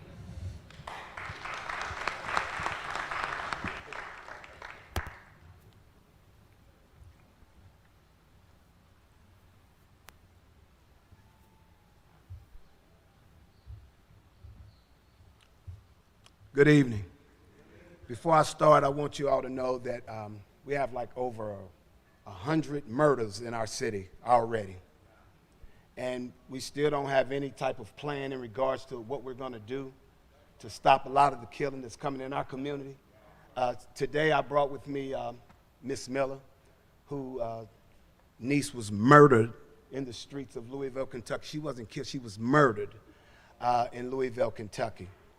And we're gonna be able to address every need that we come in front of us at this time, based on the fact that we're dealing with $340 million. Right now we're dealing with $320 million. We just paid off $20 million, the people that came before me. So yeah, we came, and I will have lunch with you also, Mr. Hollins, if that would help. Okay, so I'll get started. My name is Neil Robertson, president of the West Louisville Urban Coalition. I would like to thank Metro City Council and Budget Committee for having these public hearings to receive feedback from the communities that's in need. We know that this is important and want to make sure that we are involved and give constructive feedback on how the use of the American Research Plan funds will benefit our community. During the last few days, neighbors in the West End have discussed possible investment initiatives and to make changes and build for the future. We have identified the most critical priorities to directly benefit the entire community. What we are recommending is what used to be commonplace in most neighborhoods. These areas include, number one, workforce development and personnel management. There is a core need to develop local vocational and trade schools to train young and older people skilled to gain meaningful employment. The training locations need to be in West End so those who want to train can easily get there. The need includes training facilities and materials for each kind of training. The training centers would focus on current businesses and work needs in the Louisville area, include counseling, advising, certifications, job search, and finding employers with jobs and internships for those who need to be trained. Number two is housing, apartment, and commercial zones. There are many abandoned housing buildings and open lots throughout the West End that could be renovated or built with a design to create low-cost housing, apartments, rentals, facilities for businesses, and training centers. The goal for this is to pull more businesses into West End, into West Louisville, including groceries, food stores, and keeping the citizens' communities from leaving, reducing the number of abandoned housing and providing a base for normal economic development. And the third and last is transportation. The jobs in Louisville area are scattered across the community. Many of the manufacturing skills and other positions are on the outskirts of the city or in areas that can be difficult to reach unless you have a car. Unfortunately, many people who need jobs do not have cars or transportation to get to available jobs. While TARC does provide basic transportation and other transportation alternative needs to be developed. The three areas I mentioned are important. They lead to economic development in the area, helps provide stability and opportunities for the community, and create neighbors that are safer and nicer to live in. One major concern is that the same business as usual approach will be used where outsiders are brought into to make decisions that end up being detrimental to the community or ruin opportunities with overblown concepts or designs. What our community wants is basic, and we want to directly participate in the planning to ensure that funds appropriations will work for our community needs. Our West End community looks forward to working with you, and thanks again for having me. Say something real quick. My name is Theresa Miller. I just want to know that 16-year-old girl that got killed up last week was my niece. And we need to help these youths, we need to help each other, and we need to stick together. Thank you all very much. Thank you. Matt Vanderpool.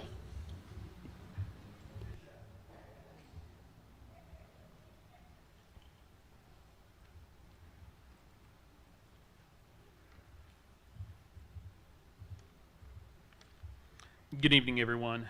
My name is Matt Vanderpool. I'm a 22-year veteran of service for the Louisville community. I'm an AFSCME steward, and if you look around this room, you'll see Metro workers from all different walks, not just AFSCME workers. You have Teamsters, you have corrections workers. We've already heard from corrections.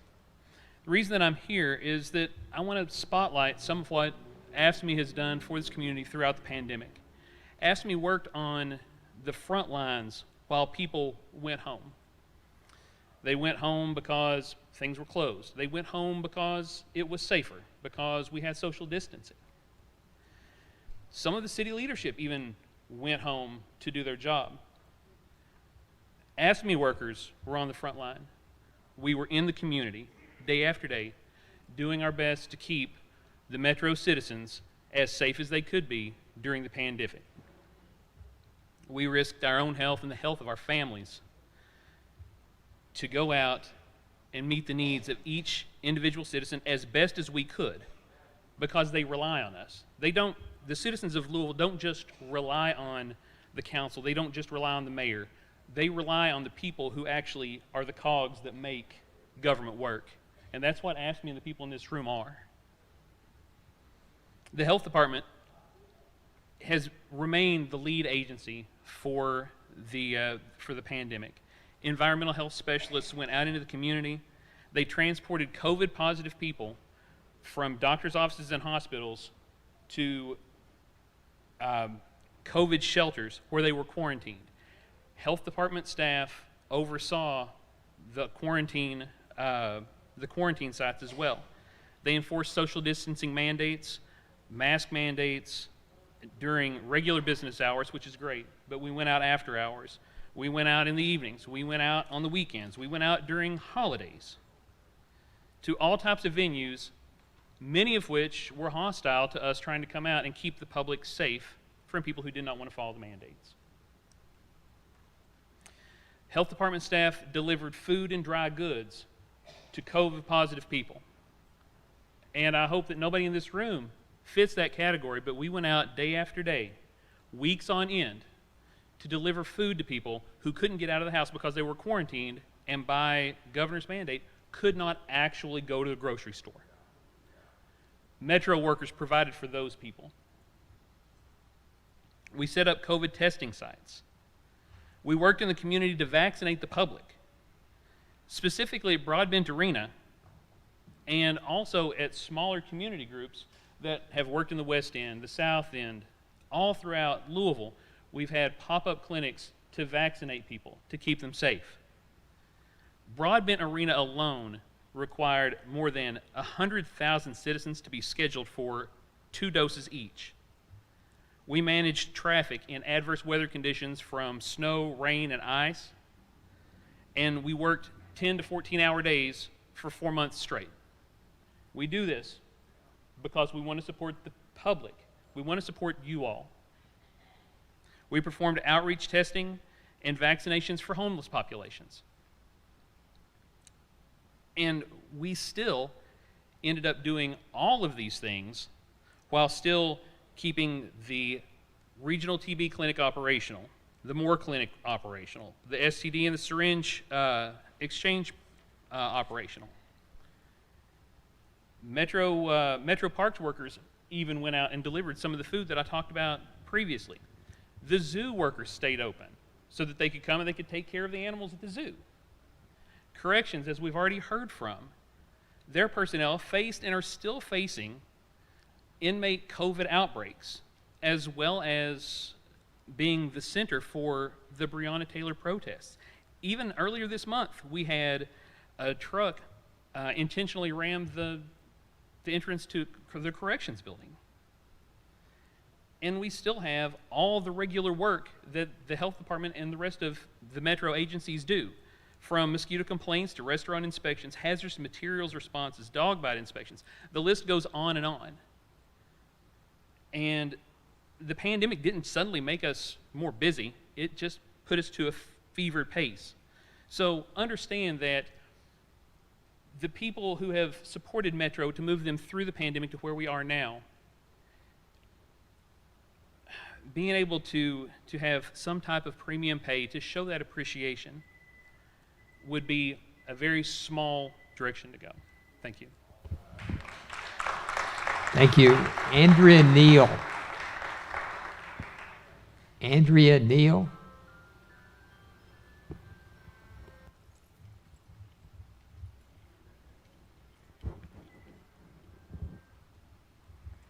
Good evening.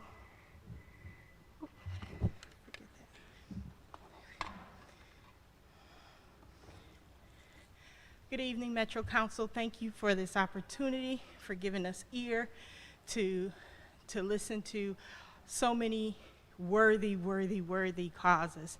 We've heard from so many people today from various walks of life with various agendas and everything to help make this a better city. I too am standing as an Ask Me worker, asking that you approve the premium pay proposals that have gone forth. We've heard from corrections, you've heard from different people, we've heard about all the people who put their lives at risk. I'm not going to burden you with hearing that again, but what I do want to reiterate is that when people were sitting down, we were standing up and going in. It's not just the prisons, we were working with some of the most at-risk people. At the neighborhood place, we were going into the shelters, we were going under the bridges, we were working with all of these different groups that so many organizations worried about. The stories that I heard from my brothers and sisters all sitting back here, go ahead, raise your hand, let them see that you're here, that when we were allowed to go home, there was no funding to help for the resources and things that we needed. We didn't get money to pay for the internet, to pay for the laptops. It was 9 months before we received equipment so that we could work from home. So all of that had to come out of our pockets with no recompense, to say the least, for it.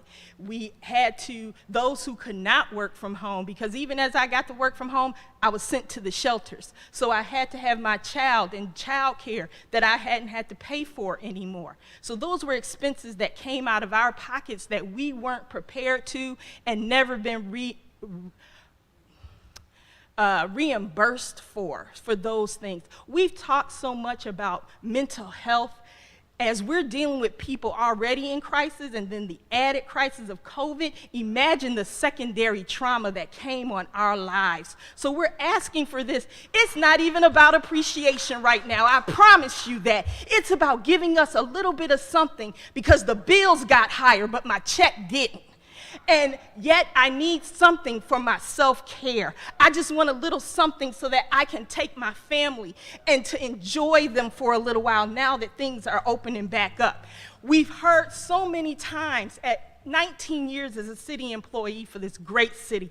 I moved here from Buffalo, New York, because I drank the Derby water one day. And I tell you, I love this city. And as 19 years of working here, I've heard so many things that came from corporate America. I heard about you have to do more with less. I know your city, but that's what they do in corporate America. But I'm telling you now, corporate America is showing appreciation to their employees. So let's say that to our Metro employees. And when I look at the different cities, Tulsa is proposing a payment for their bonus for their employees. 2 cities in Alabama are proposing those things. Louisville is a lead. Indiana, Noblesville, Indiana, is proposing these same legislations and these same monies to go to their employees. Louisville has been a leader in the world for social services. People come from around the world to look at our neighborhood place and how we do social services. So let's put us on the map of how we treat our employees. I'm not talking about just the Kentucky map, I'm talking about the national map. Let's join, let's be the first, because these are proposals. They're not necessarily down just yet, but the mayor's behind them and other political and politicians are behind them as well. So let's not just join the group, let's lead the group. Be the head, not the tail. And put just something towards these good people who work for you so hard and so long so that they can care for their mental health and they can be the best worker to keep going out working with the homeless, keep working with the youth, keep working with all the people in this community to make Louisville all that it can be. Thank you for your time. Thank you, Mary C. Woolridge.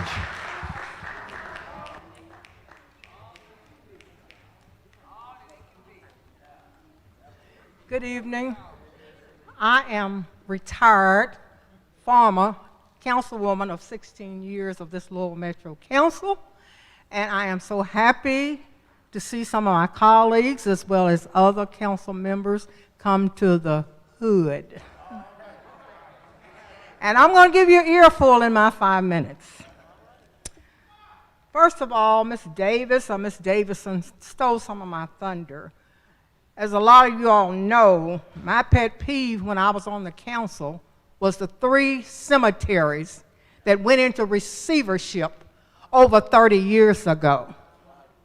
I'm only asking for $10 million of this money for 3 cemeteries. The first one is Eastern Cemetery that the lady spoke about where her parents was buried. At least her parents was buried together. My father was buried in Greenwood Cemetery. And when my mom died, she couldn't be buried with him. We need money for restoration. Those 2 cemeteries are primarily African American cemeteries. The other cemetery, the 3rd cemetery, is Chardin, which was in my district when I was on the Metro Council. That's why I tried so hard to get Metro Corrections to take a fund, I could appropriate funds for them to clean and cut these cemeteries. Chardin is located at 7th Street Road in Arcade, if anybody want to ride by there and see it. Eastern Cemetery is located at 641 Baxter Avenue, 40214. And last but not least, where my father, brother, and sister-in-law are buried, is Greenwood Cemetery. It's at 40th and Hale Avenue. Greenwood has been kind of maintained with Cedric Jones. He's worked with the veterans to make sure their headstones were properly installed. We had Chickasaw Federation, and we had Friends of Greenwood Cemetery, Dismas Charity, local churches, and others. But what we need is someone with a contract and this $10 million in some type of escrow account and say, we want these cemeteries clean and cut. They're all in disarray, and I think it is a shame that the deceased and their family have to live with this. And there's absolutely no reason. Nobody was buried in either one of these cemeteries for free. The cemetery plots was paid for. And the paying for the plot, that meant maintenance was also a part of that contract. I am depending on you, fellow council members, as well as other council members to make something happen with these three cemeteries. And I also would like to see a Metro Parks Recreation Community Center in Louisville Metro Council District 3. We may be about the only district that do not have one of these centers. We're talking about $243 million or $220 million. I don't see any reason why we cannot have a community center in Metro Council District 3. I'm depending on you for this. We've got to save our children at all costs. Our children are our greatest assets. So we need this community center. And last but not least, we need affordable housing. There are houses all over the city that could be rehabbed. People could be living in these houses. This would also help the homeless, to get the homeless off the street. I am dependent on you, fellow council members, as well as other council members that I have not worked with. And last but not least, we need to give some additional funding to nonprofits. I have talked to so many people, and they said, you know, we applied, but we got cut. We didn't get the funding. I wish you all would go back and look at these external agencies that maybe perhaps didn't get funded 100% and make them whole. Because we're only as good as this community. And we've got plenty of money, not like when I was there when we couldn't figure out how we was going to pay for our pension or anything. We need to use this money. We need to use it wisely. So I hope I didn't bore anybody, but if I did, live with it. Thank you.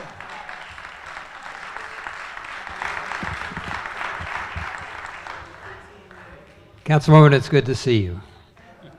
Gracie Lewis.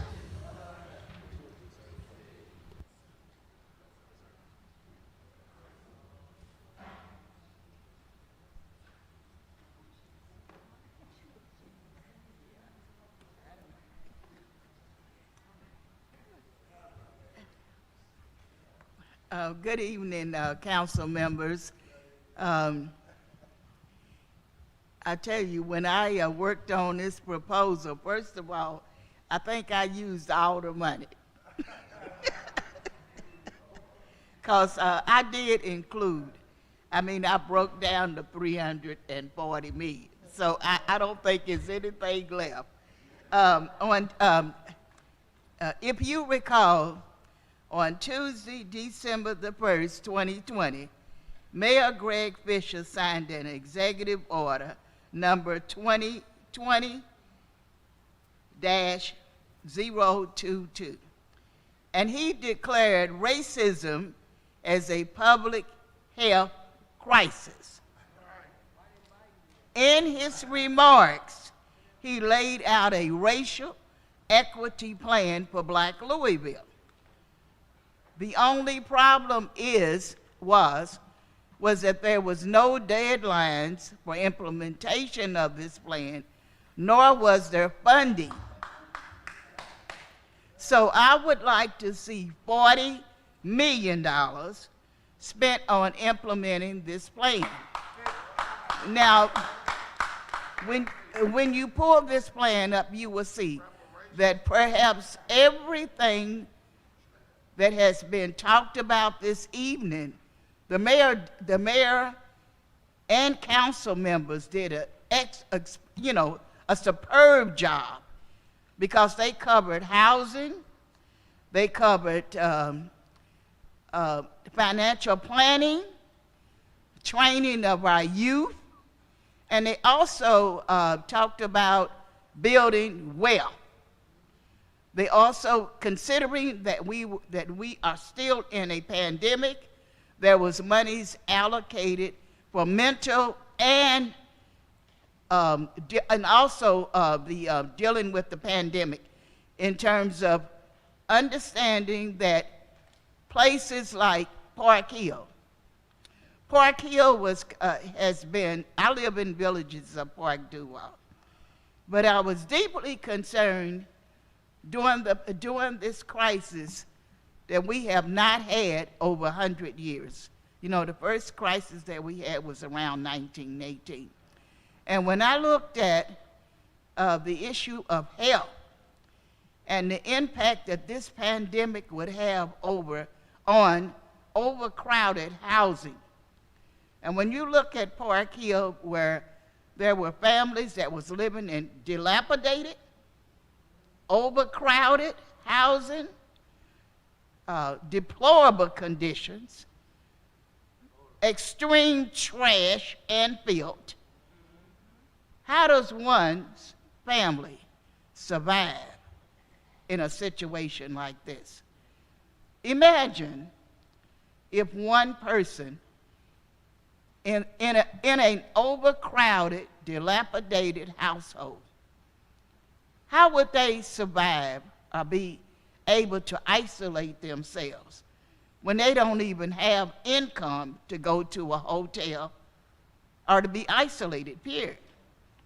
So just that alone was always alarming to me, is that how does one isolate should they get COVID? My other concern that I was concerned with is in using this money, I'm asking for $55 million to be used on sidewalk repairs, paving, and other infrastructure needs. For example, under the viaduct of 15 and Oak Street, there are huge potholes that need to be paved. And this includes Chestnut Street as well. Anyone driving up Chestnut Street will tell you it is difficult to get from one end to the other without experiencing extreme potholes.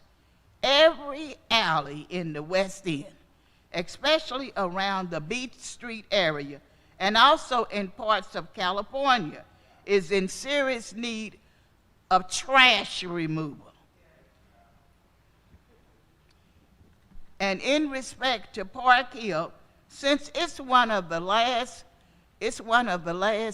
complexes that have not been renovated, like Beecher Terrace, Park Duval, I'm also calling on the council to allocate initial funding of $20 million toward rebuilding Park Hill. And until that happens, there needs to be more cleanup crews in that neighborhood and added security. Every abandoned house in West Louisville needs to be either torn down or renovated. You have over 11,000 homeless children in the Jefferson County public school system that are seriously in need of a home. Housing should be made available to these families. No family should be homeless. Please allocate approximately $10 million to house these homeless families. Ms. Finally, Lewis, if you could wrap up your okay, comments. finally, I would like to see $20 million set aside for Torque 3 paratransit services. There is an immediate need for new buses. Every bus you get on, it seems as if it's falling apart. There is also a need to bring back the old drivers with seniority. Far too many disabled and blind passengers are being left behind, missing doctor appointments and dialysis. Thank you. Thank you. Denisha Rivers. I just have I need 3 minutes. Please, just 3 minutes. Ms. Rivers, you have the floor. Hi, yes, actually, oh my goodness, my mentors just left, Bishop Lyons and Pastor Charles Elliott. I was trying to call them as they were walking out the door. So, again, my name is Denisha Rivers. I'm the founder of Vision of Life Outreach Ministries and Vision of Life. Also, I'm the founder of the West End Youth Council. I ran for Metro Council District 4 and County Commissioner here in Louisville, Kentucky. My organization, basically what we do, we work with homeless families. We provide emergency assistance and also daily needs that they need. Most important, I am born and raised in the West End area. This is not about me, this is about my neighborhood and my communities. The 40210 and the 40211 and 40212 are the poorest zip codes here in Louisville, Kentucky. The gross income of a family is $27,000 a year, and our youth are dying in the streets at an alarming rate. What I am proposing, I'm going to keep this short and simple and straight to the fact, because we all know what's going on with the city with our youth. It's been very traumatizing. I'm asking for $80,000 to purchase land 0.92 acres for sale on Bank Street to build a West End Family Fund safe zone. What it will include is, the land is $80,000, but I also asking for additional $60,000 to build a skating ring, a bowling alley, a pizza parlor, a black science museum, a children's bank, a retail children's bank to promote youth entrepreneurship, and also an indoor turf baseball field, an additional cost of $380,000. That is to keep our children safe, keep them healthy, and also it empowers them if they feel valued in their own neighborhoods that they were born and raised in.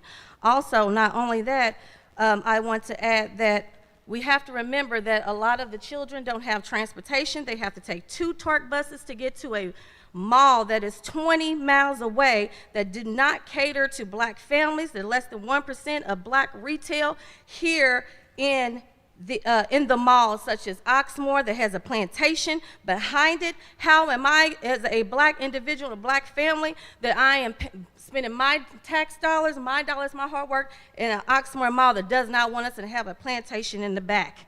So, with that being said, we need a West End retail mall that will support black businesses. Not only that I'm a partner with the community development organization, but I'm also a vendor with the city, state, and federal government. And I also a vendor with Kentucky Derby Festival. So these are some things that can help me develop this program, and I'm open to partner with U of L and Norton's as well. So with that being said, my next proposal is I am proposing Vision of Life, Comfort and Choice, LLC. It is a luxury senior independent living. I've been in healthcare for over 30 years, and I've seen the ins and outs of healthcare. Also, my father died in a nursing home, and then some other things that I've been seeing with the healthcare industry has failed. Our families, our residents, our elderly deserve better than Dosca Manor. Dosca Manor has been infested since 2018 with bed bugs. There is no way that we should have our elderly and our handicapped individuals living in Dosca Manor. So what I'm proposing, I've worked on the other side of town. I see the luxury senior independent living. We need to basically, what I'm proposing is Wi-Fi, technology, case management, also updated modern living space with full handicap accessible kitchenettes, new elevators, health and exercise equipment and transportation, and also hair salon, a spa, and a health clinic. And like I said, I'm welcome to partner with U of L and Norton's as well. So with that being said, I want to make sure that I do my part like I've always have and been advocating, and I am a home health agency. I am Medicaid certified. We will be opening August the 1st, and we will provide services in the West End where it is highly needed and provide transportation as well. Quality of life is long-term and sustainable. So when people can thrive, succeed, and live healthier and be empowered, we can all move this community forward and work together. Thank you. Thank you. Reverend Sutton. Reverend Sutton. I have 3 minutes. I just need 3 minutes. Sir, I'm sorry. There are many people in the audience who tried to sign up tonight, and we're not one of the 24. Reverend Sutton, you have the floor. Just to say 3 minutes of something.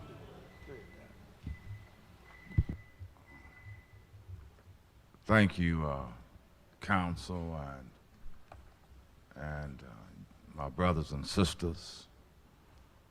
We are grateful tonight that you had the concern and that you wanted to share. You wanted to share these moments with the community. I understand that you have, what, $344 million? Is that it? About 340, yes, sir. $340 million. This is what we propose. I mean, in the grand scheme of things, that's not a lot of money. Facebook made $850 billion just in 1 year. So to make it simple and easier on the council, we suggest this. You spend $50 million refreshing downtown Louisville. It looks bad. Why don't you bring some artists down there? Put some new fountains, some new green spaces. Spend $50 million downtown. Then you take another $50 million and spend on the waterfront development. Hold on. Baby, I got $340 million. I just spent $100 million. We still have, so this is what, if you would have let me finish, I propose that we spend $100 million in West End for housing, home ownership of $100 million. Now, I'm not talking about what I heard. As I stand here today, I am building now brand new houses in Russell. We are redeveloping, rehabbing existing houses. I'm not talking about rehabbing houses for rent. Everybody I've heard tonight talking about renting houses. We don't want to rent no more houses because you don't build. If y'all let me talk a little while, you don't build no wealth by renting houses. There's a young black lady that's been renting a house next to the house I'm building on Cedar. She's been trying to buy that house for 7 years, but it's a white guy that owns the house that refused to sell her the house. And let me tell y'all something else, that there is one house, and listen to this, there's a housing development corporation that owns 385 houses in the Russell neighborhood. And we never will have any wealth because the first tier in the American dream is to own a home. I don't want nobody to keep renting houses. You're making somebody else rich. Amen. If I didn't own a home, I could not have sent my kids to college. I owned a home and took a mortgage out on my house and sent my kids to college. So I ask that you give $100 million to the West End for home ownership. So that's just $2 million. That's $200 million. I still got $144 million left. So then you take $50 million, and that's for that's for homelessness and mental health. $50 million for that. Have you been down to Jefferson Street and Lambton where you got overabundance of homeless people? Our mayor has failed us. And there's another guy running just like him. And we better not vote for him. I got 22 seconds. I ought to have 30. Y'all interrupted me.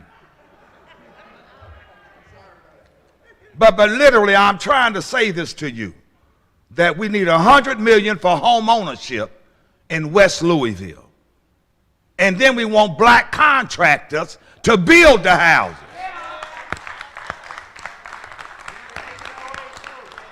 We have a black contractor, Scott. Oh, where the bags at? We have a newspaper here.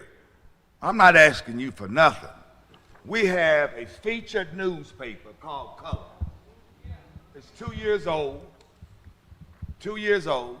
And we have George Fields, who is taking young boys out, selling this newspaper, and they're making $30 and $40 a day selling this newspaper. It's a featured news, and you have a copy. We want you to look at it and just put the word out. George, say something real quick. Basically, under the circumstances, these kids that I have that are doing this job, it's their job. Their benefits are the chips that they keep. So basically what they do, the whole crew is helping their parents because of this pandemic that they say we have in this world today. Basically, it's on a lot of other issues also, but I'm not going to go there because that's their personal business. But these kids are nothing but like 10, 11, the oldest one is 16. And they're helping their families out with the tip money that they make. Sir, if you could, all the support, your time has expired. all the support that we need is right here in this city. I want the upper high authorities that uses the ink pen to come and help us with these children, to save our kids. You say they the future, act like it. Thank you. Dave Christopher. How about y'all give us our reparations so we ain't got to ask y'all for that? How about y'all do it? Help us get our reparations so we don't got to come here and ask y'all. We don't want no more programs. We don't want no more programs. We want reparations.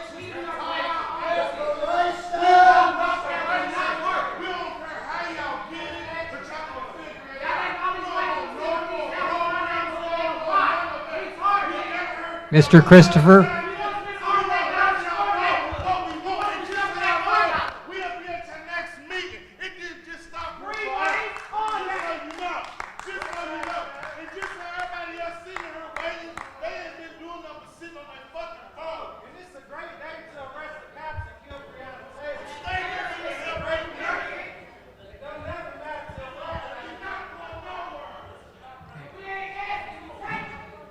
Thank you for your patience, Mr. Christopher. No problem at all. The floor is yours. My name is Dave Christopher Sr. I am the Executive Director and founder of AMPT. That's the Academy of Music Production, Education, and Development. In brief, AMPT seeks $5 million in ARP funding to be deployed over 5 years to sustain AMPT's ongoing program to provide quality out-of-school time programming for youth ages 8 years old to 18 years old, bridge the digital divide for youth and adults in low-income, predominantly black communities, provide technology skills for residents in low-income and predominantly black communities to attain living wage jobs and careers in technology, and to significantly increase the number of successful black and Latinx businesses in Louisville, Kentucky through comprehensive business incubation. A background about AMPT. AMPT Music Academy was founded May 15th of 2014 with the goal to provide a safe and productive place for youth to express themselves creatively through music. AMPT quickly evolved into much more than just a music program. It became a center for growth of healing for youth who desperately needed mentorship and guidance. Music was the attraction for our kids, but the kids received so much more. In 2016, after moving to a larger facility to meet the growing demands for our music program and mentoring program, we quickly realized that after all the success that AMPT was having with the students who were attending our program, which is evident in increased grade point averages, less disciplinary actions, and suspensions in school, and most importantly, feedback from our parents, we realized that our kids were going back into homes where their parents were struggling. Parents were struggling with being in primary advocates for their children in school. They lacked the technical knowledge to help their kids with basic homework. Other parents were unable to be there for their children because they were working 2 and 3 low-wage jobs just to make ends meet. In September of 2017, AMPT partnered with the National Center for Families Learning and created the AMPT Family Learning Program. This program allowed AMPT to bring children and families together to learn music, teach basic technology skills, technology job skills, life skills, and so much more. One of our goals for this program was to get parents into living wage jobs in technology. That desire facilitated the launch of the AMP Tech Team and Technology Workforce Development. This program hit full stride in 2019 when we partnered with Humana Corporation and General Assembly to provide more advanced technology training and guaranteed employment if participants were able to complete the program. Graduates have the opportunity to receive a job that starts at $55,000 to $65,000 annually, plus benefits. We have since added other corporate partners such as Young Brands, Brown-Forman, El Toro, Microsoft, and others. Our final and most recent endeavor is the Russell Technology Business Incubator, the RTBI. The RTBI was launched February 16th of 2020. However, the journey began in April of 2020 during the pandemic and growing racial unrest after the discovery of the murder of Breonna Taylor by the Louisville Metro Police Department. It occurred to me, the executive director, that the state of black business ownership in Louisville, Kentucky was at a dismal 0.8%, with a black population of 22%, and something had to be done about it.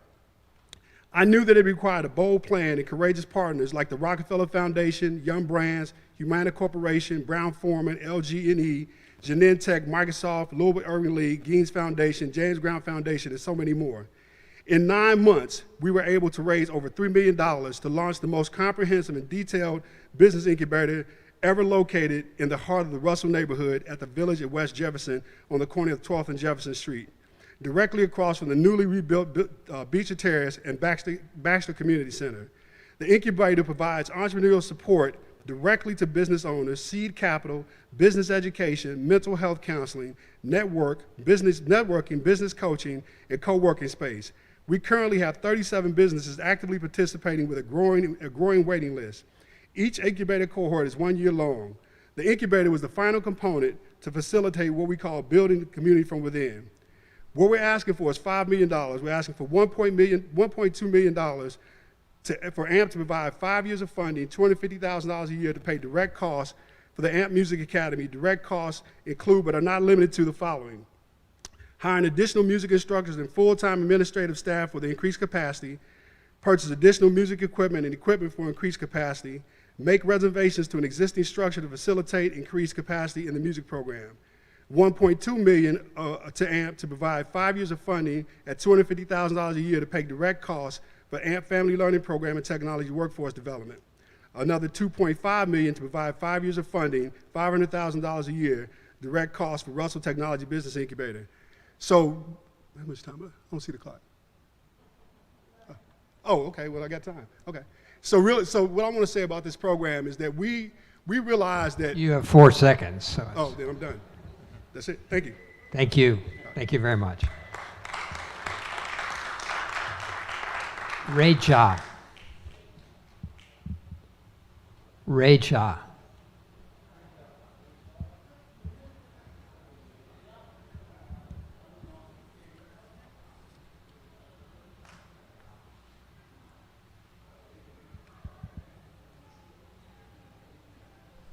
Okay, one more time. Ray Cha.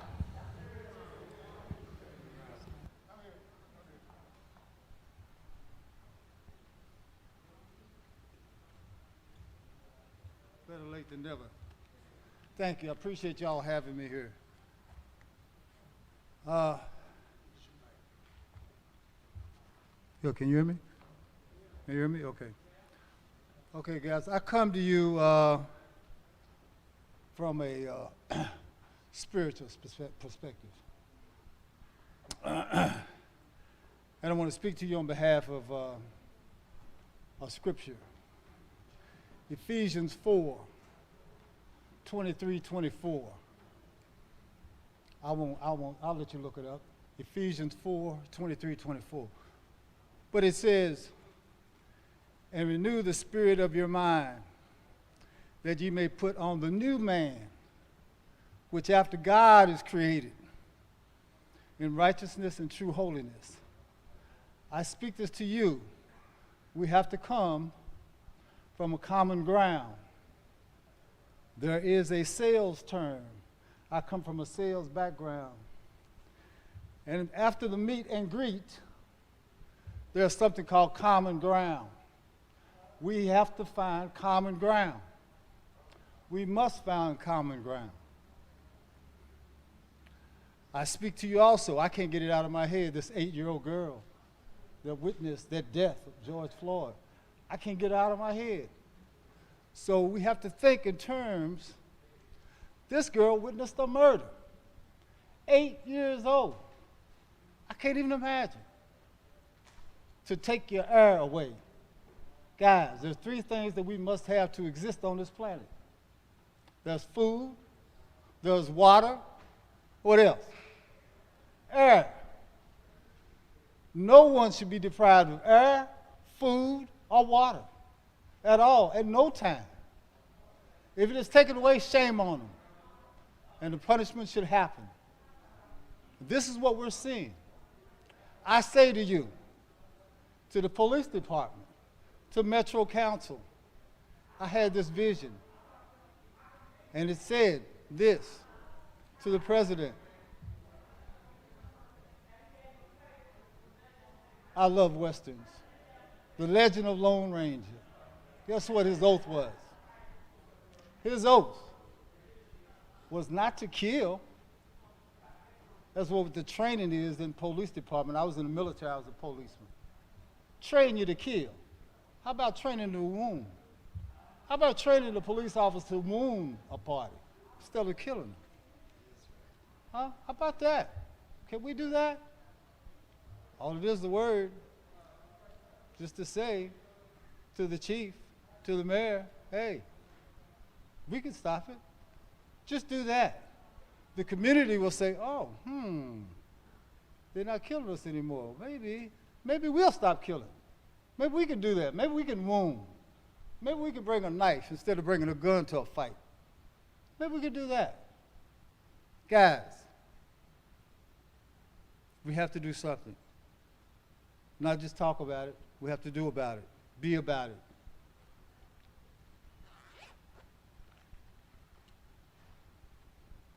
I will say this also, I'm going to speak to the homeless.